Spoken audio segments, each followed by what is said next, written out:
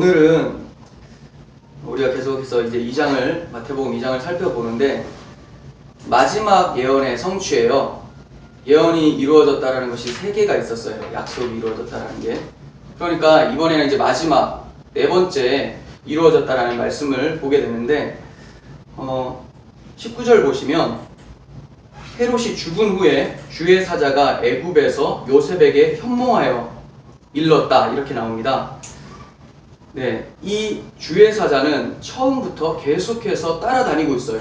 요셉을. 그런데 엄밀하게 따지면 요셉을 따라다녔다라기보다는 예수 그리스도, 아기 예수를 따라다닌 거죠. 그 아기 예수를 보호하기 위해서. 왜 보호하려고 하셨을까요? 당신의 아들이니까? 아니요, 꼭 그렇지는 않아요. 왜 그러냐면 그 아들을 그렇게 소중하게 여기셨다면 끝까지 보호하셔야 되는데 십자가에서 하나님께서는 달리시는 것을 허용하신단 말이에요. 그러니까 그 아들을 지키기 위해서가 아니라 그 아들을 통해서 사탄의 소굴에 종노릇하고 있는 우리들, 하나님의 백성들을 아들 삼으려고 그리스도를 보호하셨던 거예요. 지금 여기서 그리스도가 죽으시면 안 되죠. 십자가에서 모든 것을 다 성취하시고 죽으셔야 되기 때문에 하나님께서는 보호하고 계신다라는 거예요. 요셉의 꿈에 주의 사자가 나타나서 헤롯이 아기 예수를 죽이려고 하니까 애굽으로 피해라라고 말씀하셨어요. 그리고 거기서 살다가 또 이제 너를 죽이려던 자들이 다 죽었으니까 다시 올라가라 이렇게 또 말씀을 하시는 거죠. 끊임없이 하나님께서는 그리스도를 보호하고 계세요. 그렇지만 말씀드렸다시피 그리스도를 보호한 것이 아니라 우리들을 구원하시기 위해서 그리스도를 보호하셨다는 것을 여러분들께서 기억하셨으면 좋겠어요. 이게 왜 중요하냐면 우리는 지금 그리스도라는 하나님의 아들을 가슴에 담고 살아가는 자들이잖아요. 아직까지 우리는 구원이 이루어진 게 아니에요. 우리 삶 속에서는 하나님 입장에서는 구원이 이루어졌죠. 이게 이미와 아직이라는 긴장 관계 속에 있는데 하나님 입장에서는 하나님은 무시간성이신 분이니까 영원 가운데 계신 분이니까 구원은 이루어졌는데 우리는 날마다 구원을 이루어가는 것처럼 경험을 하게 되는 거예요. 이러한 삶 속에서 하나님께서는 우리의 구원을 이루어가는 과정 가운데서 우리의 믿음을 잃도록 가만히 내버려 두시는 분이 아니라는 거예요. 우리는 그걸 어떻게 알 수 있었냐면 당신의 아들 그리스도를 절대로 죽지 않도록 보호하셨고 십자가에서 죽일 때까지 하나님께서는 준비하고 계셨다는 걸 통해서 지금 이제 우리 삶도 그냥 하나님께서 내버려 놓고 고아와 같이 그냥 내버려 놓고 살아라고 하신 것이 아니라 성령을 우리에게 보내심으로 늘 동행하고 함께 하시는 하나님이라는 걸 보여주시고 계시는 거죠. 그러니까 우리가 어떠한 상황이 닥쳐오고 어려운 일들이 벌어진다고 하더라도 내 삶 속에서 왜 이렇게 어려운 일이 생겨날까? 하나님은 날 떠나는 것이 아닐까? 이런 생각이 아니라 하나님께서 이것을 허용하신 이유가 있겠구나. 나를 그토록 사랑하셔서 그 아들 예수까지도 보내신 그 하나님께서 나에게 이런 환경을 펼쳐 보이신다는 것은 분명히 나에게 교훈하고자 하는 아버지의 뜻이 있구나라고 여러분들께서 아시면 좋을 것 같아요. 우리가 오늘 찬양한 것처럼 그리스도 안에 있으면 우리의 영혼은 안전하죠. 우리는 약하지만 주님의 놀라우신 계획은 반드시 성취하시기 때문에 우리는 우리의 영혼이 안전하고 그분 안에서 평안을 누릴 수가 있게 되는 거예요. 20절 하반부를 보시면 이런 말씀이 나옵니다. 아기와 그의 어머니를 데리고 이스라엘 땅으로 가라. 아기의 목숨을 찾던 자들이 죽었다. 이렇게 말씀합니다. 이 말씀은 여기에서만 바로 나온 말씀이 아니라 예전에 구약 성경에 한번 비슷하게 언급된 적이 있어요. 출애굽기 4장 19절인데요. 여러분들 프린트에 있죠? 여호와께서 미디안에서 모세에게 이르시되 애굽으로 돌아가라. 내 목숨을 노리던 자가 다 죽었느니라. 비슷하죠? 모세에게 애굽으로 돌아가라. 내 목숨을 노리던 자가 다 죽었다. 이렇게 말씀하세요. 우리가 지난 시간에 배웠습니다. 예수님은 구약 성경에 모세의 삶을 통해서 언뜻 비춰지고 있었다는 것을. 그러니까 모세가 죽음을 당할 뻔했다가 이 갈대 상자의 건짐을 받고 그리고 미디안 광야에서 훈련을 받고 다시 애굽에 들어가서 이스라엘 백성들을 뽑아서 하나님의 나라로 인도했던 것처럼 예수님께서 하나님은 하나님의 아들을 통해서 다시 이스라엘 땅으로 들어가게 하시고 이스라엘 땅 가운데서 하나님의 백성으로 뽑아내신다라는 거예요. 좀 달라진 장소가 있어요. 다 똑같은데 뭐가 달라졌습니까? 애굽으로 들어가라 라고 했는데 본문에서는 이스라엘 땅으로 들어가라 이랬어요. 왜 이스라엘 땅으로 들어갑니까? 요한계시록 11장 8절에서는 그들의 시체가, 성도예요, 그들의 시체가 큰 성길에 있으리니 그 성은 영적으로 하면 소돔이라. 그리고 애굽이라고도 하니 곧 그들의 주께서 십자가에 못 박힌 곳이라. 네, 주님께서 십자가에 못 박힌 곳은 예루살렘이죠. 네. 이스라엘 땅이에요. 그런데 이곳을 소돔, 애굽이라고 합니다. 그러니까 구약 성경에 나타난 애굽이나 소돔은 무엇을 얘기하고 싶었던 거예요? 진짜 그것이 나쁜 곳이라고 말하기보다는 정말 영적으로 안 좋은 곳을 설명하기 위해서 구약 성경에 잠깐 모형으로 비춰졌던 거예요. 진짜 나쁜 곳은 무엇입니까? 이스라엘 땅이죠. 그 이스라엘 땅이란 것은 그러면 지금 나라 이스라엘, 중동에 있는 그 이스라엘 나라만을 말하는 건가? 그렇지가 않다라는 거예요. 우리 상태가 바로 애굽이고 소돔과 같은 상태였다라는 것을 말하고 있는 거죠. 그런데 그 주님께서 태어나신 곳에서 애굽으로 피신하셨다가 참 이스라엘 백성 입장에서는 정말 창피할 노릇이죠. 애굽은 나쁜 곳이라고 생각했는데 하나님은 애굽으로 피신을 시켜버려요.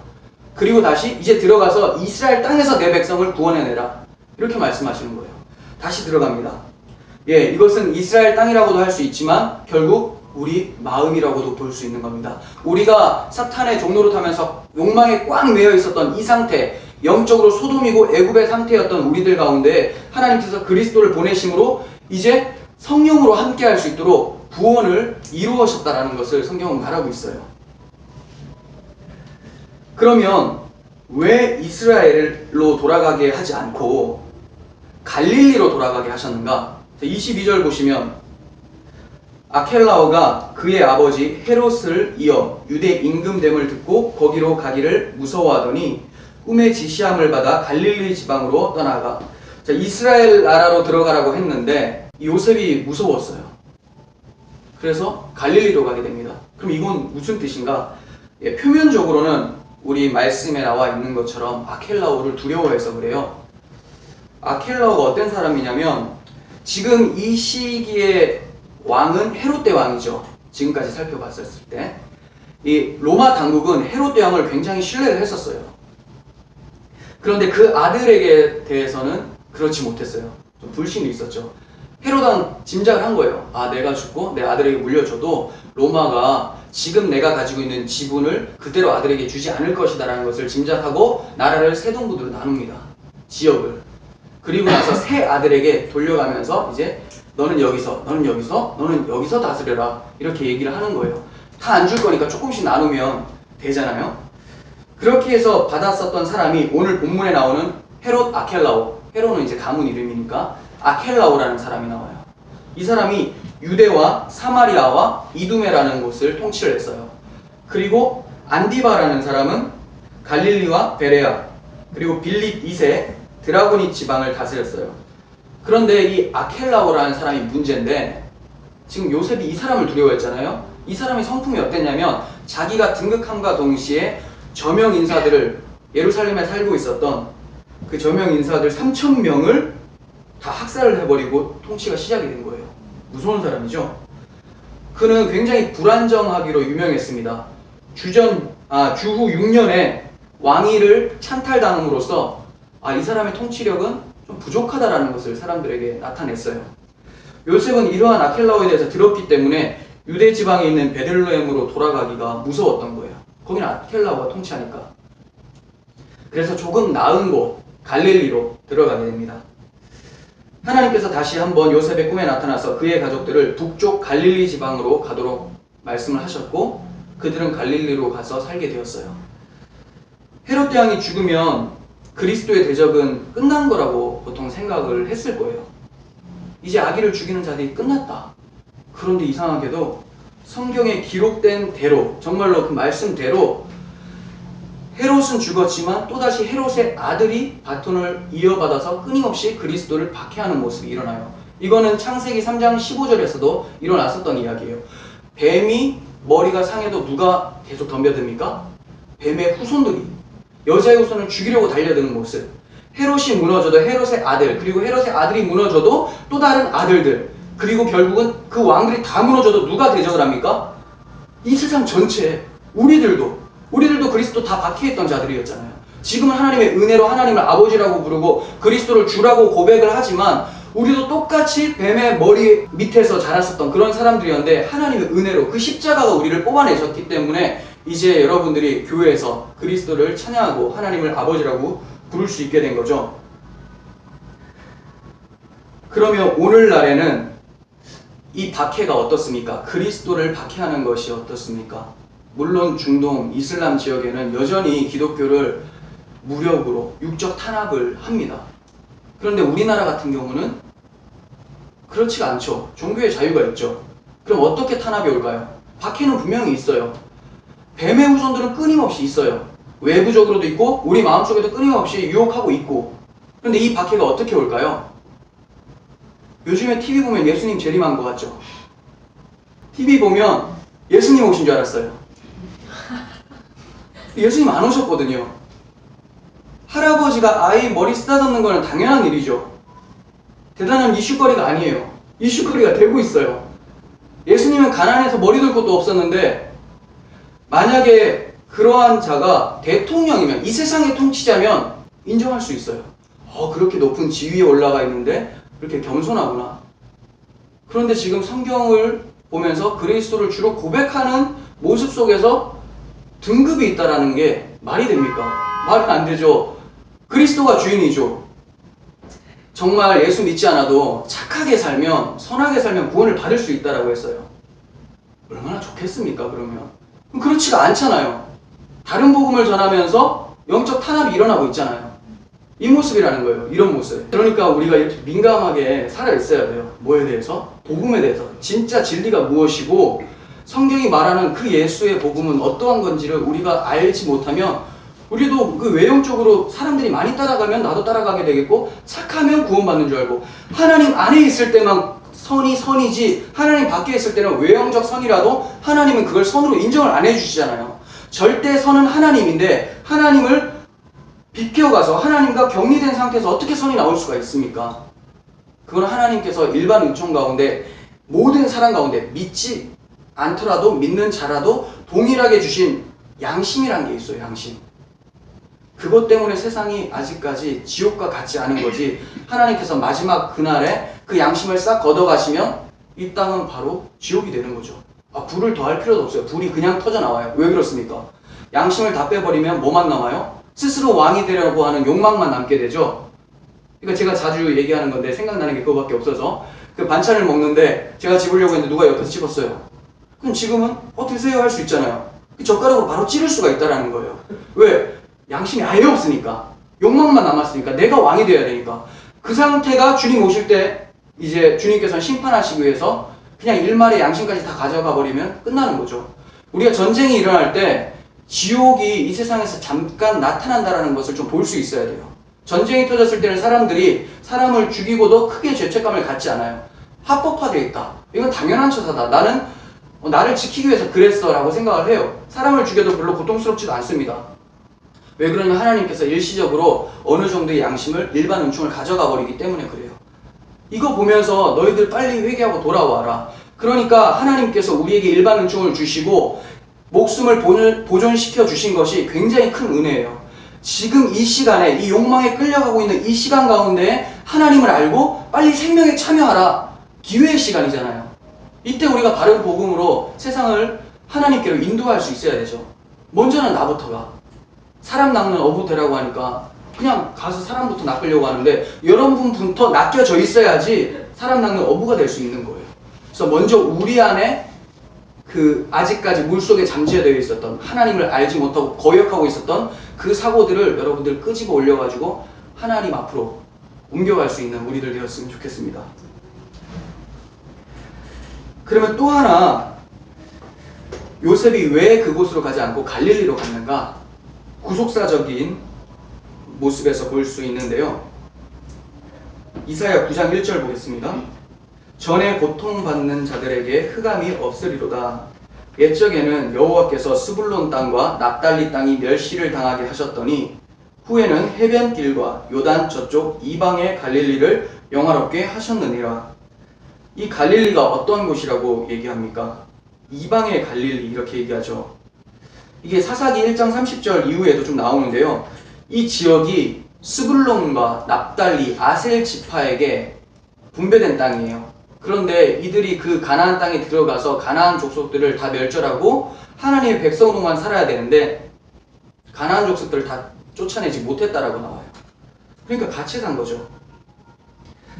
그리고 유대 왕조 시대 갈릴리는 시리아 전쟁, 그러니까 성경에서는 아람 전쟁이거든요. 지금의 시리아인데 이 아람 사람들이 엄청 전쟁을 해와서 완전 초토화됐던 곳이에요.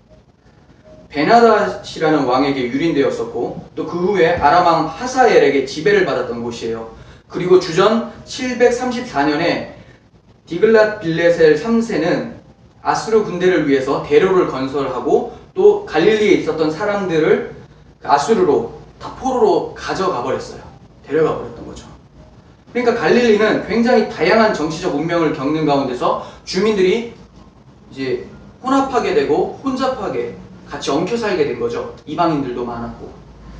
그래서 그들만의 독특한 언어, 또 방언 이런 것들이 생겨나기 시작했어요. 말투만 들어도 다른 거예요.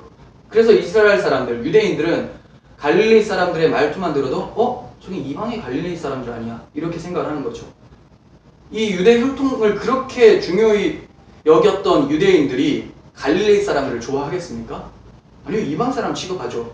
사마리아도 이방 사람 취급하는데 사마리아보다 더 위에 있거든요. 좋지 않아요. 그 모습이 아니라는 거죠. 그리고 이곳 갈릴리에서 예수님은 구약의 마지막 선지자 세례요한이 마지막 선지자예요. 말라기가 아니라 예수님 십자가 전까지. 그게 구약이니까. 이 세례요한이 감옥에 갇혔다라는 소식을 듣자 이제 당신이 직접 마지막 선지자가 되셔서 회개를 선포하며 복음을 전하십니다. 어디에서? 갈릴리에서. 마태는 이 장면에서 이사야서를 인용을 해요. 마태복음 4장 12절부터 볼게요.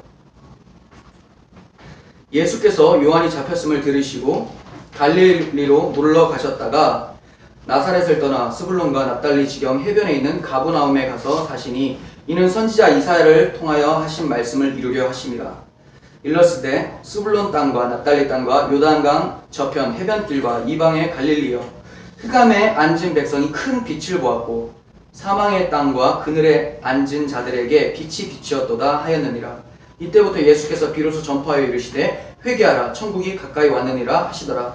갈릴리 해변에 다니시다가 두 형제 곧 베드로라 하는 시몬과 그의 형제 안드레가 바다에 그물을 던지는 것을 보시니 그들은 어부라. 말씀하시되 나를 따라오라. 내가 너희를 사람 낚는 어부가 되게 하리라 하시니.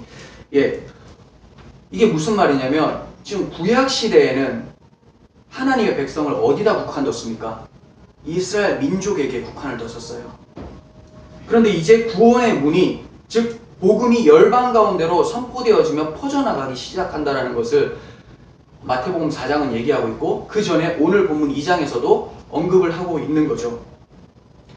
그러니까 유대인들만이 아니라 선민사상 이것이 아니라 보편적 구원이 이루어지고 있다는 거예요.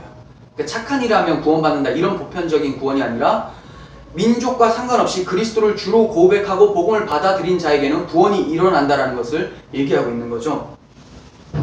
하나님께서는 유대 땅이 애굽왕 바로와 같이 강팍한 상태임을 지적하시고 이방에서 복음의 빛을 시작하신다는 것을 말씀하고 계시는 거예요. 실제로 그 성령께서 임하셔서 유대와 예루살렘과 온 유대와 사마리아와 땅끝까지 이르러 내 증인이 되리라 하면서 복음이 이 예루살렘부터 유대, 사마리아 땅끝으로 전파된다는 순으로 얘기를 했잖아요. 그런데 전파는 그렇게 되지만 회심하고 돌아오는 것은 반대로 돌아오고 있어요. 이방에서 유대로 돌아오고 있죠. 이해가 가세요? 왜 그렇습니까? 하나님께서 자기 백성들에게 전했지만 그들이 강팍함을 하나님께서 보시고 이방인들을 먼저 구원하시고 그들을 통하여서 유대인들이 봤을 때 식이 나게 하셔서 유대인들도 그리스도에 대해서 집중할 수 있도록 만들어 주신다라고 성경은 나와 있습니다. 로마서 11장 11절 그러므로 내가 말하노니 그들이 넘어지기까지 실족하였느냐? 이스라엘 백성이에요. 그럴 수 없느니라. 그들이 넘어짐으로 구원이 이방인에게 이르러 이스라엘로 시기나게 하려 함이라. 25절 형제들아 너희가 스스로 지혜 있다 하면서 이 신비를 너희가 모르기를 내가 원하지 아니하노니 이 신비는 이방인의 충만한 수가 들어오기까지 이스라엘의 덜어는 우둔하게 된 것이다. 이렇게 얘기합니다. 그러니까 복음의 빛이 어디서부터 출발이 됩니까? 이방에서부터, 유대 땅으로. 그래서 요즘 일어나는 운동 있죠. 백투 예루살렘. 저는 이스라엘 회복을 간절히 바래요. 그런데 그 백투 예루살렘은 잘못됐죠. 예루살렘이 회개를 하면, 이스라엘 땅이 회개를 하면 주님이 오신다라고 생각해요. 그래서 주님 오시면 앞당기세요. 뭘 앞당깁니까? 앞당기기는. 어떻게 앞당겨요? 그냥 우리에게 주신 사명 가지고 복음을 계속 전하는 삶을 살면 주님 오실 때 되면 오시는 거지, 앞당길 수 있는 문제가 아니죠. 아버지밖에 그날과 그 시는 모른다라고 해요. 우리는 항상 그리스도를 맞이하는 그 마음으로 준비할 때 시와 때는 알 수 없으나 항상 준비하면 어떻게 됩니까? 준비하지 않는 자들에게는 도둑과 같이 찾아오지만 준비하는 자들에게는 내가 오늘 주님 만나는구나, 그 날을 알 수가 있겠죠. 그렇게 해서 그 주님을 만나는 거지, 내가 많이 전도했더니 주님이 오시는 게 당겨진다, 말이 안 되는 거예요. 분명히 성경에서는 이방인의 충만한 수가 돌아오면 이스라엘의 회복이 일어난다라고 해요. 여러 가지 의미가 있고 논쟁이 있지만 저는 이거를 좀 이렇게 봅니다. 이방인의 충만한 수가 들어온다. 어떤 사람들은 아직까지 미전도 종족들을 다 전도하고 복음의 우물을 다 파게 되면 주님이 오신다, 그때 이스라엘 회복이 일어난다라고 생각해서 열방 가운데 복음을 전해요. 훌륭한 생각이에요. 그런데 그게 이제 보통 선교자 단체에서 그러죠. 그런데 이방인의 충만한 수는 지금 이곳에 살고 이 시간에 세계 가운데 퍼져 있는 그들만을 얘기하는 게 아니에요. 시대를 초월해서 하나님께서 택하신 그 백성들이 있다라는 거죠. 여기에 지금 이렇게 보세요. 온 세계 사람이 다 예수를 믿었어요. 주님 오실까요? 오실 수도 있고 안 오실 수도 있어요. 왜요? 아직까지 주님께서 택하신 자가 태어나지 않았을 수도 있다는 거죠. 왜 역사를 허락하셨습니까? 왜 인생을 여셨습니까? 에덴 동편을 쫓겨났던 죄인이 서쪽으로 하나님의 품으로 어떻게 돌아오는지를 설명하기 위해서, 즉 우리의 인생을 여신 이유가 하나님의 사랑이 얼마나 크신지를 보고 깨닫고 하나님의 품으로 돌아오라 해서 인생을 여셨어요. 그렇다면 다 전도가 됐고 다 예수를 믿는다 하더라도 하나님께서 택하신 사람들이 10년 후에 태어난다면 10년까지 주님 오시지 않을 수 있겠죠. 그렇다라는 거예요. 그래서 우리가 알 수가 없는 거예요. 그냥 우리는 지금 주님께서 주신 그 소명을 가지고, 사명을 가지고 복음의 입을 여시면 되는 거지, 결과를 우리가 생각할 바가 아니라는 거죠. 이렇게 꼭 얘기하니까 주님이 꼭 몇십 년 후에나 또 뭐 내일이나 아니면 미래적으로만 올 거라고 생각하는데, 항상 말씀드리다시피 지금 이 시간에 여러분들은 주님을 만나고 있는 시간이라는 것을 믿으시길 바래요.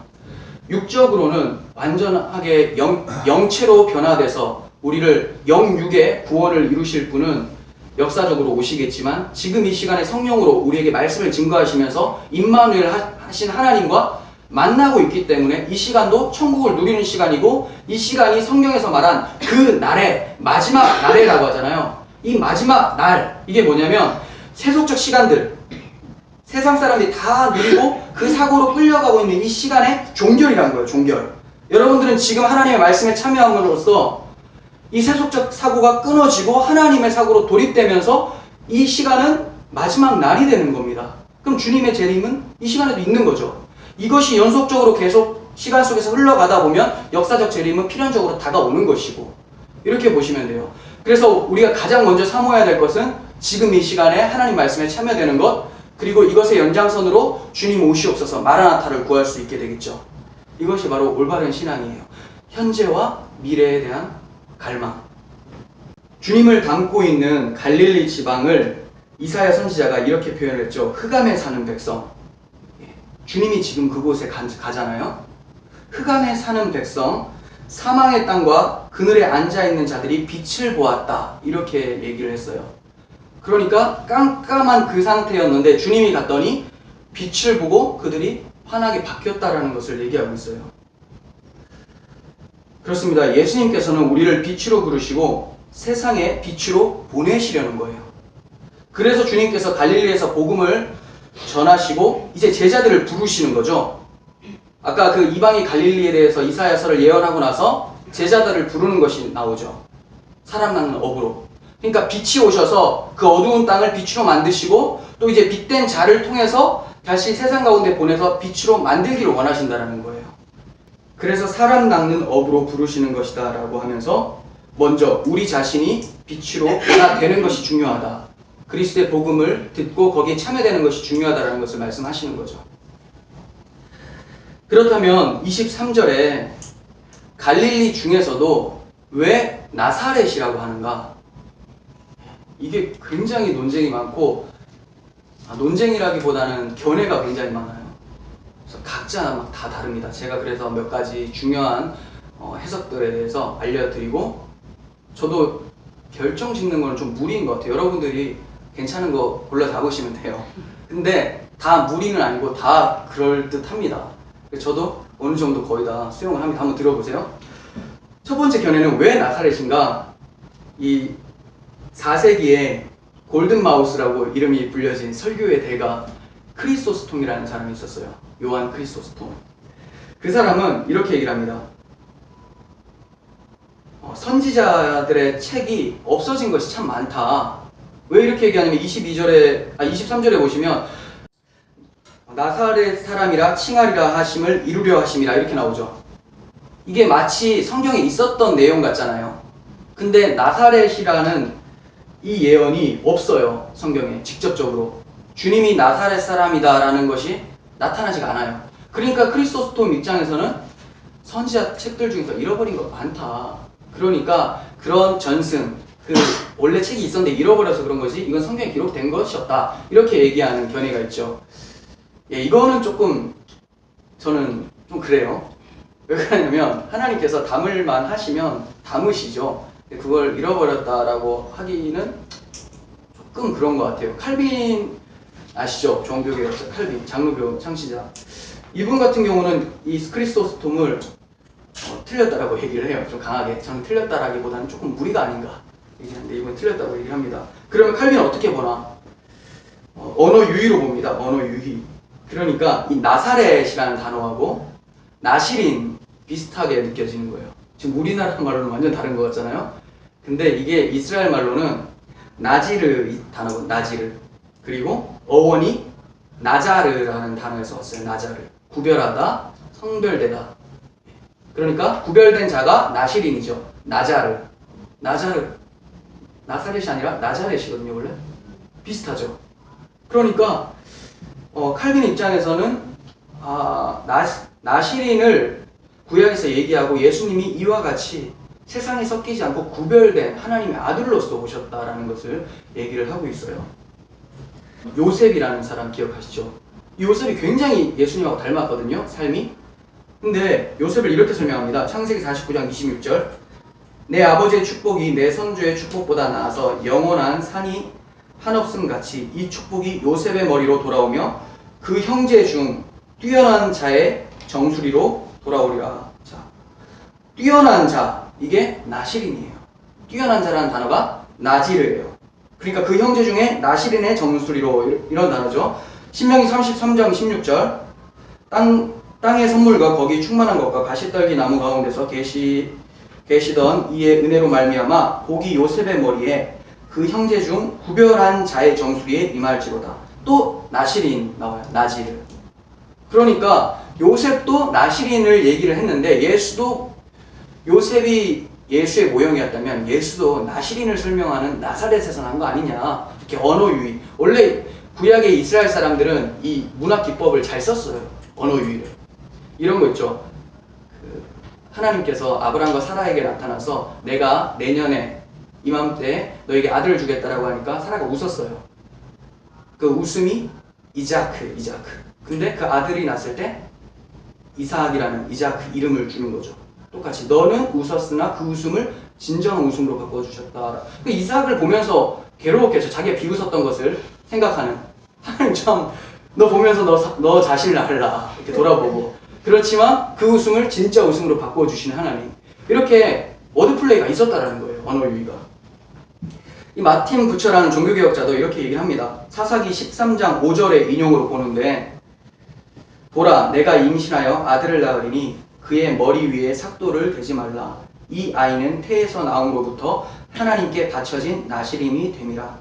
그가 블레셋 사람의 손에서 이스라엘을 구원하기 시작하리라. 누구입니까 이게?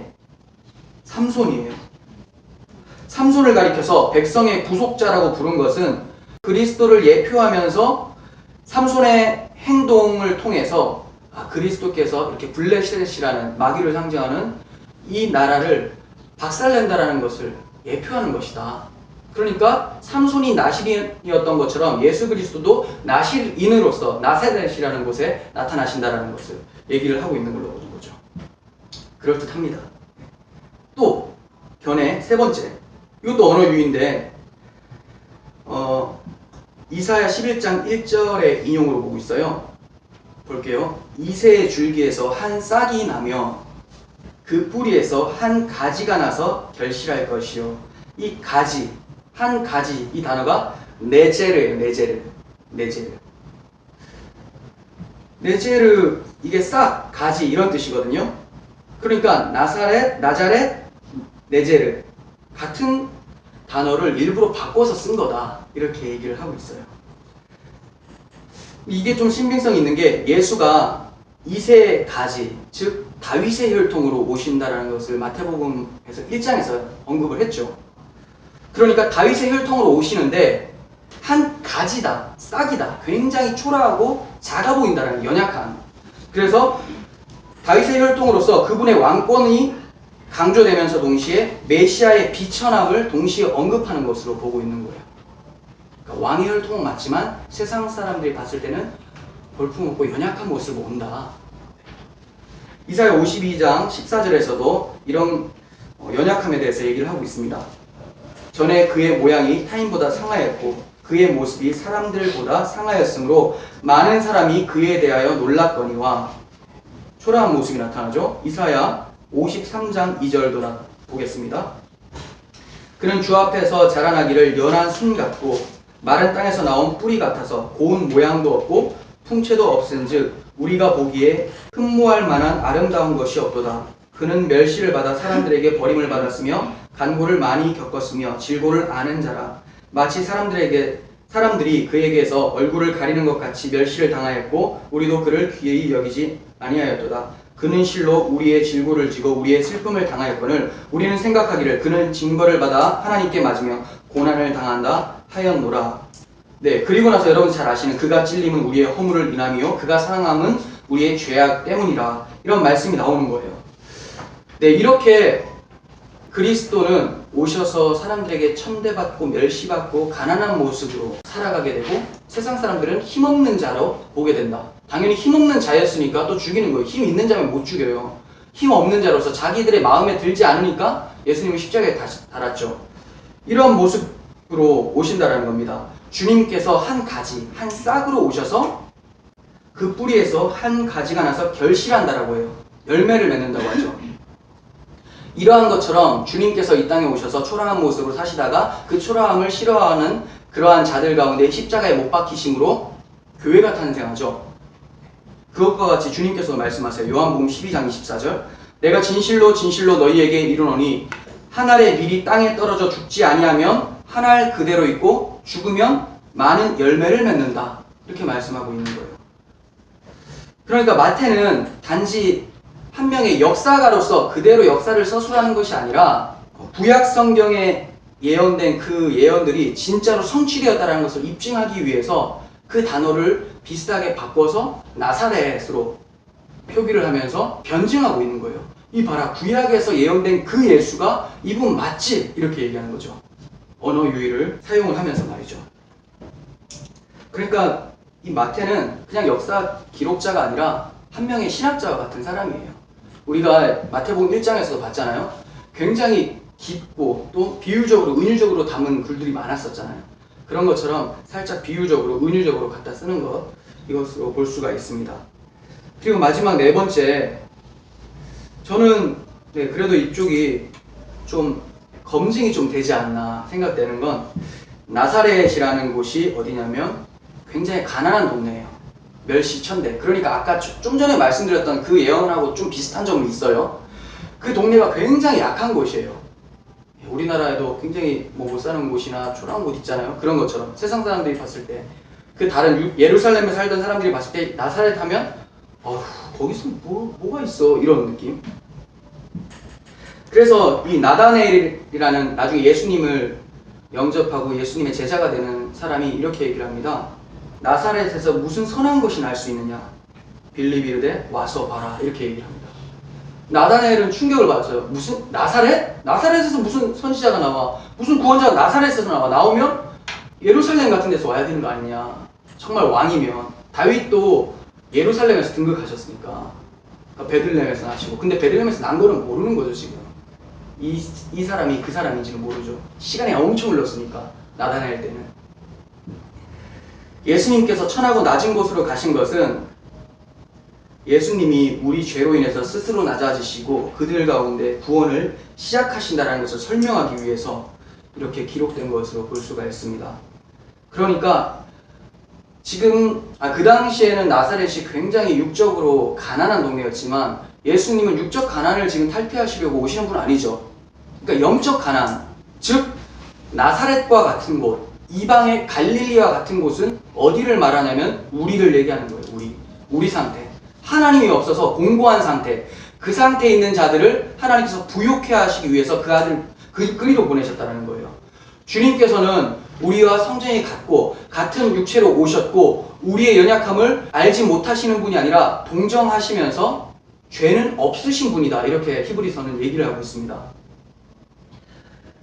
그러니까 우리의 연약함을 동정하시면서 그의 가난함으로 인해서 그의 십자가의 고통과 그의 삶을 통해서 하나님께서는 우리의 가난함을 가져가 버리시고 영적 부요함을 우리에게 보여주시기 위한다는 거예요. 고린도후서 8장 9절, 우리 주 예수 그리스도의 은혜를 너희가 알거니와 부요하신 이로써 너희를 위하여 가난하게 되심은 그의 가난함으로 말미암아 너희를 부요하게 하려 하심이라. 세상적으로는 이 부요함을 받은 자들, 성도들이 여전히 가난해 보일 수도 있습니다. 진짜 잘 살 수도 있고, 그건 중요한 게 아니에요. 그렇지만 진짜 중요한 것은 이 가난해 보이는, 세상적으로 가난해 보이는 교회들 가운데 하나님께서는 진짜 보배이신 그리스도를 담아 놓으셨다는 것을 기억을 해주셨으면 좋겠어요. 우리는 가난해 보입니다. 사도 바울이 나는 질그릇이다, 우리는 질그릇이다, 이렇게 얘기해요. 그런데 이 보배를 우리 질그릇에 담았다, 이렇게 얘기를 합니다. 그러면 그 질그릇의 가치는 보배의 가치죠.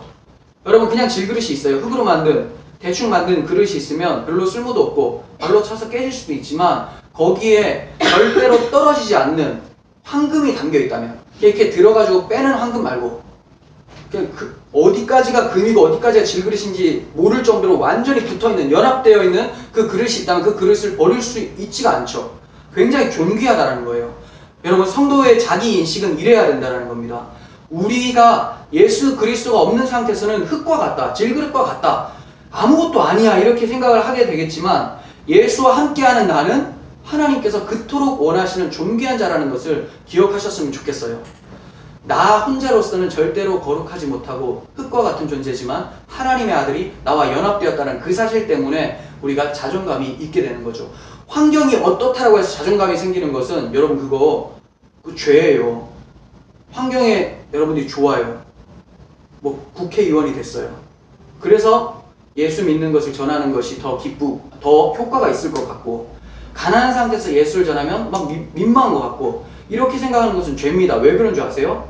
그리스도의 복음의 능력이 세상의 가치에 힘을 빌어야지만 능력이 나타난다고 생각하는 거예요. 그리고 어떤 사람이 굉장히 잘 사는데 내가 지금 못 살고 있는데 그게 굉장히 부럽고 내가 위축돼 보여서 내가 그 사람 앞에 나타나기가 싫다. 이거는 불쌍한 게 아니라 그 죄예요. 왜 그런지 아세요? 저 사람이 가지고 있는 그것이 없어서 내가 공고하다라고 생각하는 거잖아요. 그 말은 나의 가치를 올려주는 것은 저 세상 재물과 권력과 명예다라는 생각에서 온 거예요. 그러니까 그게 많아서 목에 힘주는 사람들이나 그게 없어서 쩔쩔매고 부끄러워하는 사람들이랑 똑같이 나쁜 생각이라는 거예요. 하나님께서 원치 않는 생각. 똑같아요. 뭐 돈 없는 사람이 위축되는 것을 불쌍하게 여기는 게 아니라 그 목에 힘주는 사람들이 싫어하죠. 근데 불쌍하게 막, 나 어떡해요? 이 사람도 하나님 보시기에는 똑같은 사고, 그 사람은 반드시 그 돈이 주어지면 다시 목이 굳어지는 사람이에요.